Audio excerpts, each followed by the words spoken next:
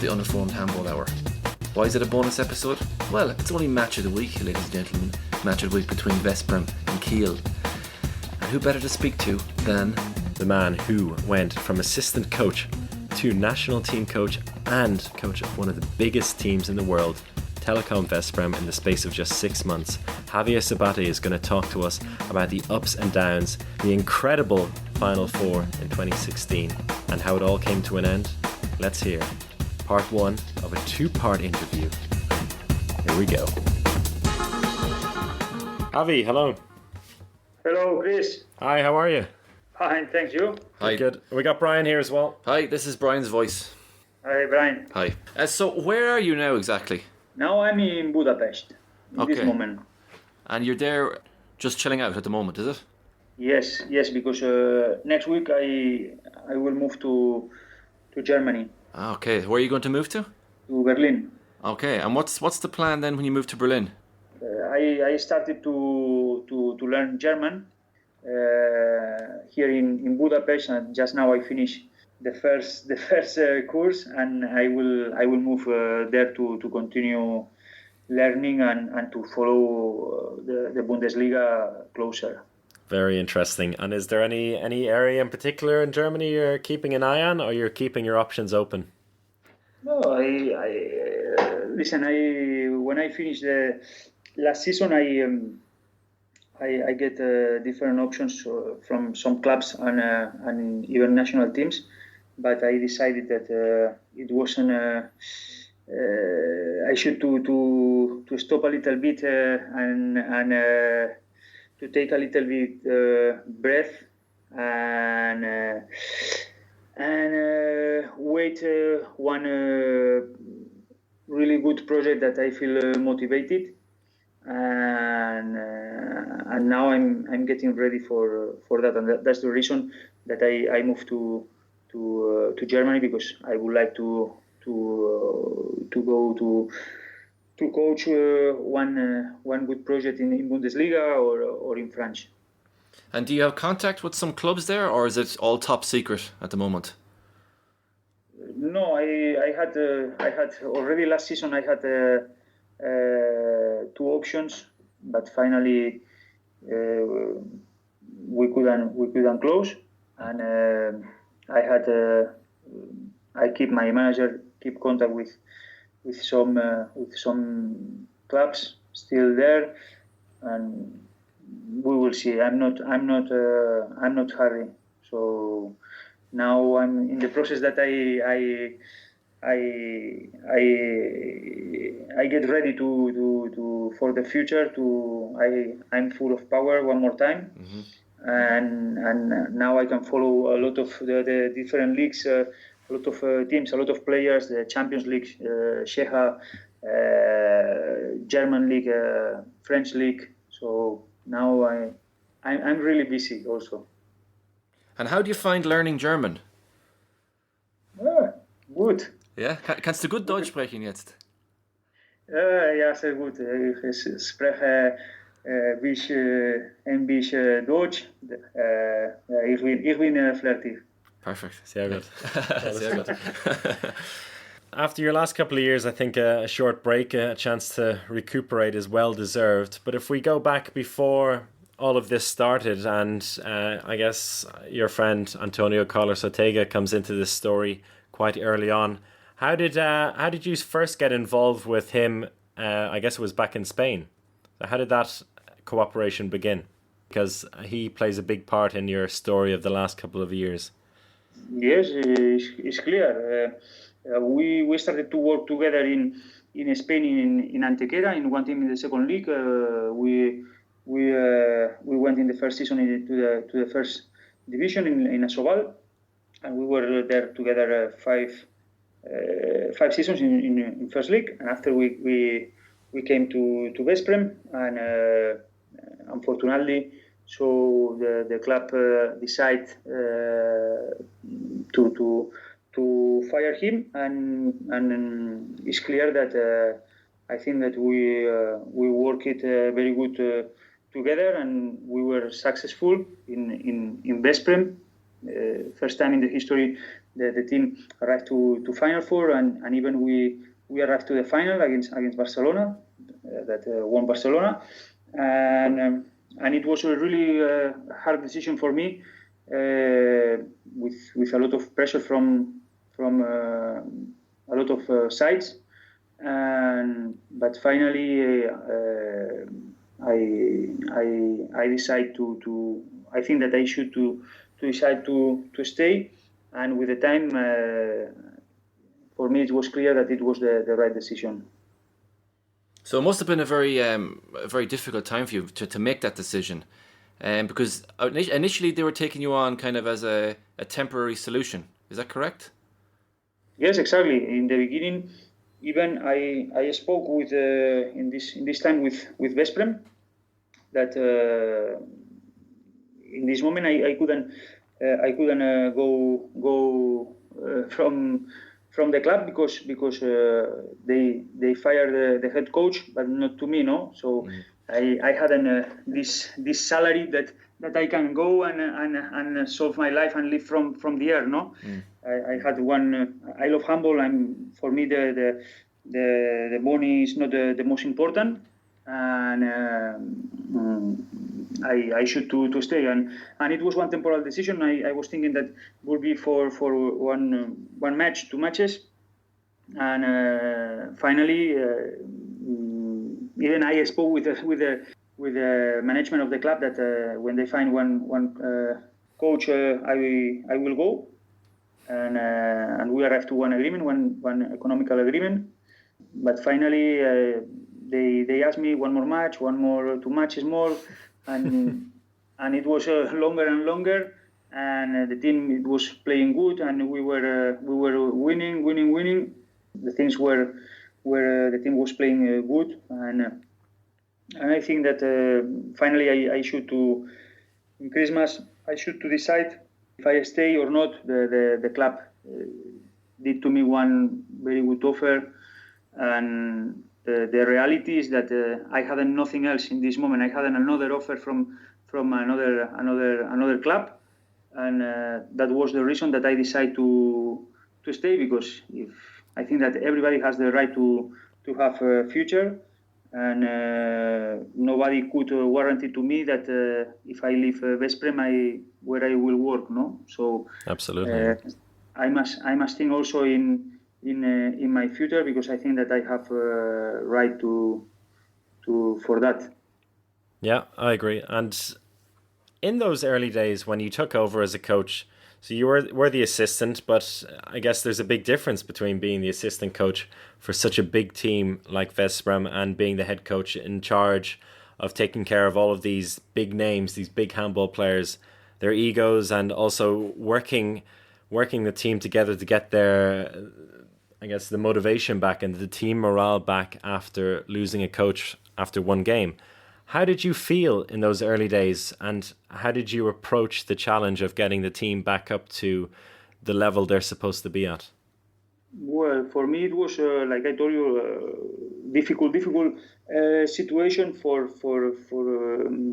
because I was working a lot of years with Antonio Carlos Ortega, but in this moment I had not pressure from nowhere, because I knew from the beginning that I was a temporary solution, and after I didn't feel the pressure neither, because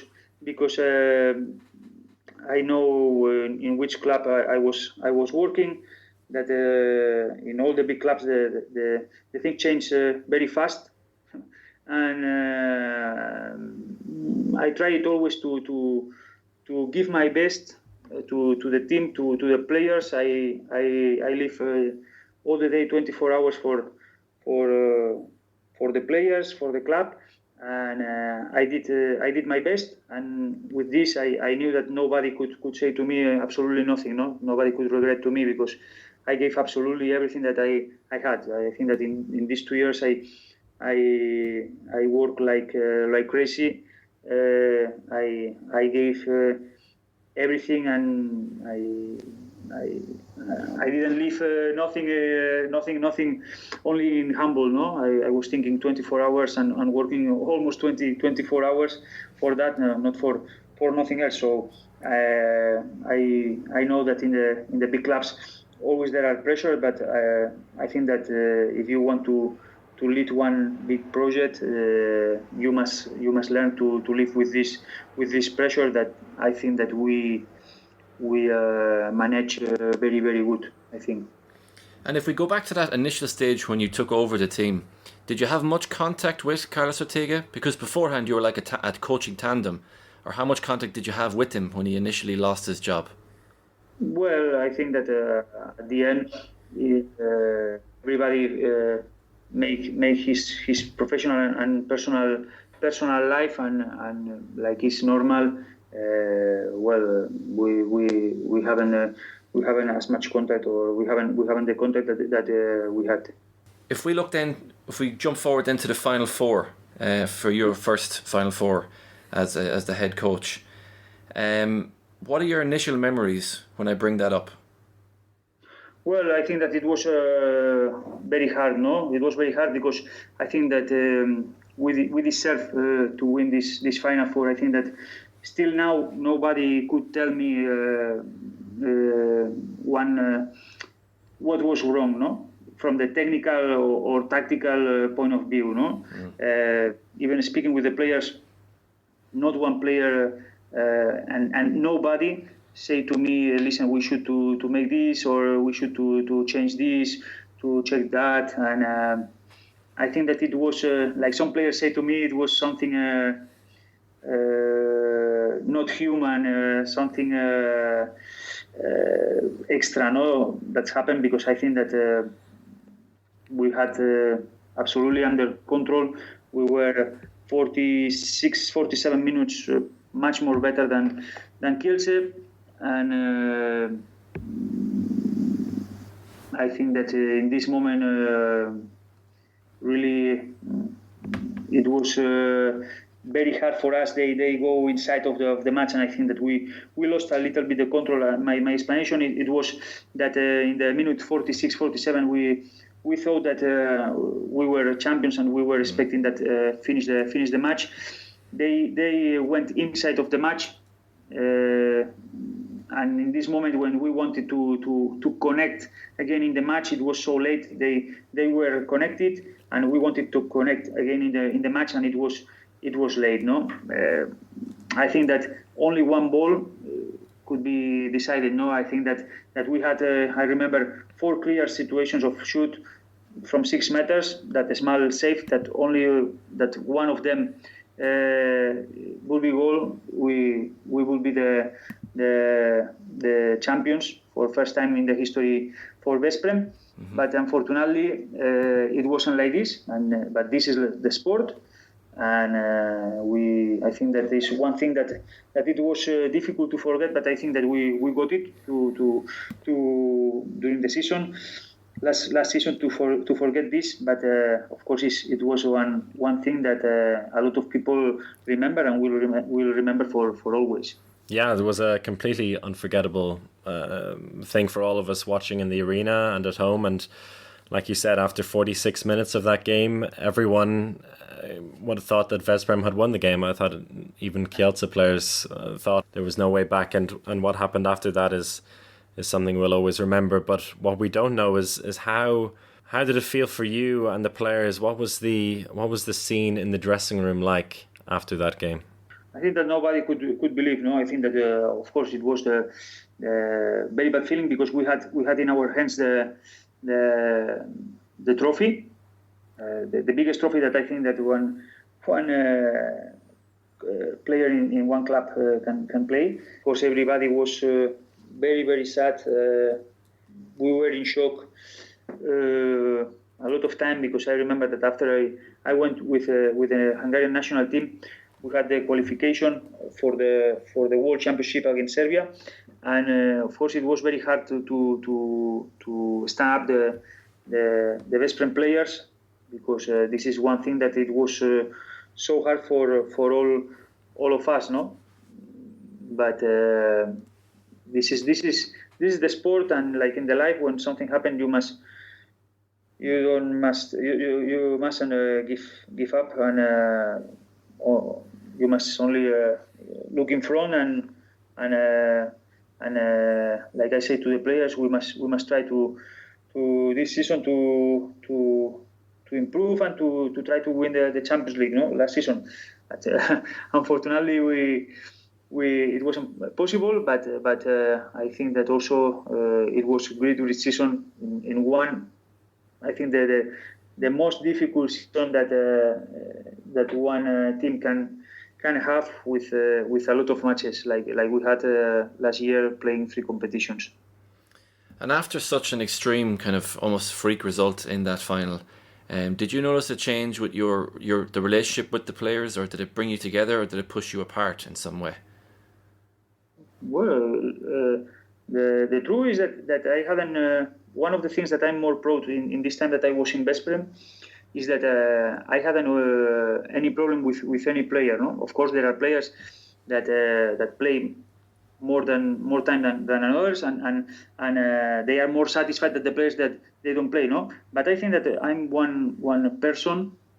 I will not say only coach. That I go always face to face. I don't lie to nobody. I'm honest, and I fight for my players always, and for the club. And I think that not one player can say that I didn't say the truth to him. No, I did absolutely everything. I gave my life and my time, all my time to them, because I think that this is my job, and for this I say to you that I'm very, very proud that I had not one problem with the players. Yeah, absolutely. And if we then move on to last season, you did manage to get over the shock of the previous year. You managed to come together, and you built a pretty good team again for last season, as you said, to compete in the Champions League, in the CEHA League and the Hungarian League. A very, very tough task. How did you manage the players throughout that season? Listen, that was like one engineering work, because the club decided to play 3 competitions. I thought that this is not the best idea, because of the circumstances of the sport circumstances of Veszprém. That is not. We had one young team, and we had a lot of experienced players, and play 3 competitions means that we had 70 matches. 70 matches with a lot of troubles. That this is the most tiring thing for the players. And the most important for me is that without time to rest, and without time to training and to prepare the matches, no. And this is very difficult. This is not possible. This is not possible. There are no chance to, when you play against teams like Barcelona, Paris, Kiel, Vardar. This kind of teams. They have more chance than you, because they can prepare better your match, no? Because sometimes we had 4 matches in the week. So, but I think that we solved very good the situation, because it was one risk that I think not. It was some people that they didn't understand the situation. But I decided to program the season until Christmas, playing as much matches as possible, and making all the travels that is possible, because the truth is that we could more or less organize and plan the season in Hungarian League and in CEHA. We could a little bit to decide against who, arriving to agreements against who and where we play. So until Christmas we played 40 matches, and I think, if I remember good, we did around 30 travels, something like that. Wow. Or 27 travels, I think. The longest travels, it was outside. I knew, and I say this before I start the season to the management, to the sports director and the management in the club, that we will lose matches, because we had everybody are talking about that we had 35 players, but nobody say that in these 35 players it was maybe 10 junior players, no? That nobody knew them, no? And I think it was good decision, because at the end the trophies you win in the last 2 months of the season, no? You don't win one Champions League, one league or one cup in September. So you win all the titles in April, May, and June. So I think that it was very good decision, because after it was the World Championship, I knew that the players would be very, very tired, and after in the second part of the season, we almost didn't travel. We had much more less matches. We could prepare better the team. We recovered some injured players that in the beginning of the season also, unfortunately, we had key players in the same position injured, like Palmason and Sliskovic. So finally, we had only Ilic and one young player or two very young players that not too much ready to play these Champions League matches. But at the end, with the time, I think that the most important is that we got our goals. We achieved our goals. We won the league. We won the cup. We arrived to Final Four in 4 times in a row. I think that the last 2 months, we arrived like we plan, playing very, very good handball. The greatest moment of the season, like we expect. It was the last 2 months. And it was really very hard because this nobody knows, but it's true that we had a lot of players, so we had 2 teams, so we should to make sometimes 4 trainings in a day. No, when we had 2 trainings, we call blue team and red team. The blue team was the Champions League team, and the red team it was the young players who should to give this rest to experienced players like Noy Laszlo, to Ilic, to Sulic, all these players. So, but it was also very, very nice because we worked it, I think, very, very good with a lot of young players that even some of them, like Ligetvari Patrick, he played the World Championship with Hungary in a great level. I think that he's a great player, and he soon, or for me, already is a top defender in Champions League. And some other young players, with the national team at the end of the season, they started to play with the national team official matches. So I'm very proud also with the work of the young players, no? This interview is so good, we're going to split it up into 2 different parts. So this is part 1, as this bonus match of the week special, and part 2 then will be coming up in the next scheduled episode. But until then, get in touch with @Handball Hour on Twitter. You can also find us on Handball Hour on Facebook. That is the Uninformed Handball Hour for this week. And if you enjoyed that, make sure you subscribe. Thank you. Au revoir.